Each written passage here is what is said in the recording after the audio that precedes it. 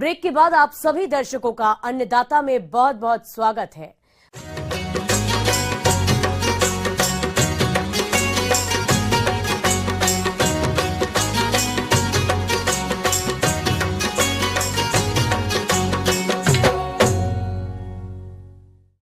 देश में किसान अब कम वक्त में ज्यादा मुनाफा देने वाली फसलों की खेती को ज्यादा करने लगे हैं। कद्दू भी इसी तरह की फसल है।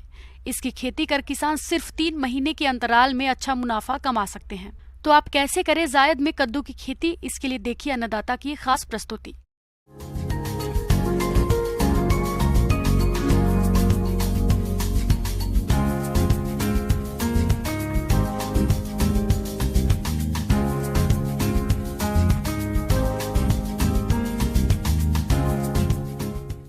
किसान भाइयों, कद्दू की फसल के लिए शीतोष्ण और समशीतोष्ण जलवायु को अच्छा माना जाता है। हमारे देश में कद्दू की खेती बारिश के मौसम में की जाती है, लेकिन गर्मियों का मौसम कद्दू के पौधे की वृद्धि के लिए अच्छा माना जाता है।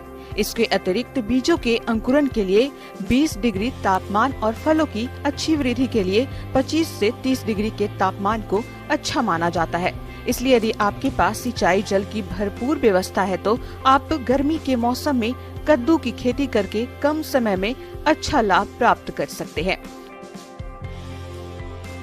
कद्दू की फसल से अधिक उत्पादन लेने के लिए उन्नतशील प्रजातियों का चयन करना जरूरी होता है।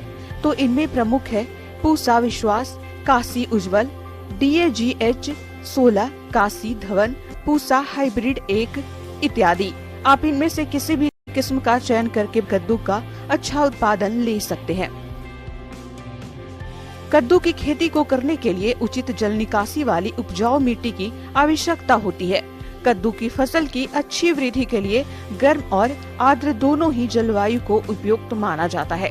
इसकी फसल में अधिक पानी की आवश्यकता होती है, लेकिन अधिक जल भराव वाली भूमि को इसकी खेती के लिए उपयुक्त नहीं समझा जाता।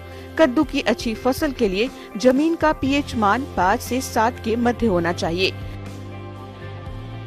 कद्दू की फसल को खेत में लगाने से पहले खेत को अच्छी तरह से तैयार कर लेना चाहिए। इसके लिए सबसे पहले खेत की अच्छी तरह से गहरी जुताई कर देनी चाहिए। इसके बाद कल्टीवेटर से खेत की जुताई कर मिट्टी को भुरभुरा कर लिया जाता है। उसके बाद कुछ दिनों के लिए खेत को ऐसे ही छोड़ दे ताकि मिट्टी में अच्छी तरह से धूप लग सके। फिर आप खेत में पुरानी गोबर की खाद को डालकर अच्छे से मिट्टी में मिलाएं। खाद को ठीक से मिट्टी में मिलाने के बाद पाटा लगवाकर भूमि को समतल बना लेना चाहिए। यदि आप कद्दू के पौधे से अच्छी पैदावार प्राप्त करना चाहते हैं तो उसके लिए आपको रासायनिक उर्वरक देने की आवश्यकता होती है। इसके लिए नाइट्रोजन 40 किलोग्राम, फास्फोरस 50 किलोग्राम और पोटास 50 किलोग्राम प्रति हेक्टेयर के हिसाब से खेत तैयार करते समय उपयोग करें। उसके बाद 40 किलो नाइट्रोजन को खड़ी फसल में सिंचाई करते समय 2 बार देना चाहिए।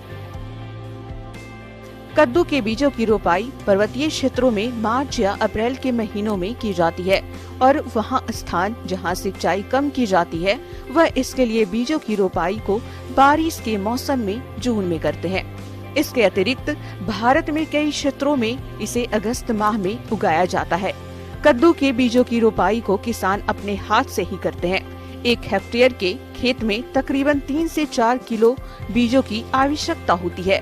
बीजों को खेत में लगाने से पहले उन्हें थीरम या मैकोजेब की उचित मात्रा का घोल बनाकर उपचारित कर लेना चाहिए। इसके बाद इन बीजों को खेत में तैयार की गई क्यारियों के बीच में तकरीबन 4 से 5 मीटर की दूरी होनी चाहिए। वही रोपाई किए गए बीजों के मध्य तकरीबन 1 से 1.5 फीट की दूरी रखें। इसमें पौधे के विकसित होने में आसानी होगी। कद्दू के पौधे में बीजों के अंकुरन के लिए सिंचाई की आवश्यकता होती है। पर्याप्त मात्रा में सिंचाई होने पर ही इसके पौधे पर लगने वाले फल अच्छे से विकास कर पाते हैं। कद्दू के खेत में नमी को बरकरार रखने के लिए बीज रोपाई के 3 से 4 दिन के अंतराल में सिंचाई करने की आवश्यकता होती है। गर्मियों के मौसम में इसके पौधे को सप्ताह में 1 बार पानी देना जरूरी होता है। कद्दू के पौधे का फैलाव बेल के रूप में होता है, इसलिए इसके पौधे को खरपतवार नियंत्रण की अधिक आवश्यकता होती है। इसके पौधे को 2 से 3 निराई गुड़ाई की आवश्यकता होती है। इसकी पहली गुड़ाई को बीज रोपाई के तकरीबन 20 से 25 दिन बाद करना चाहिए और दूसरी निराई गुड़ाई को 40 से 50 दिन के मध्य करना चाहिए। इसके साथ गुड़ाई के समय पौधों की जड़ों पर मिट्टी को चढ़ा देना चाहिए।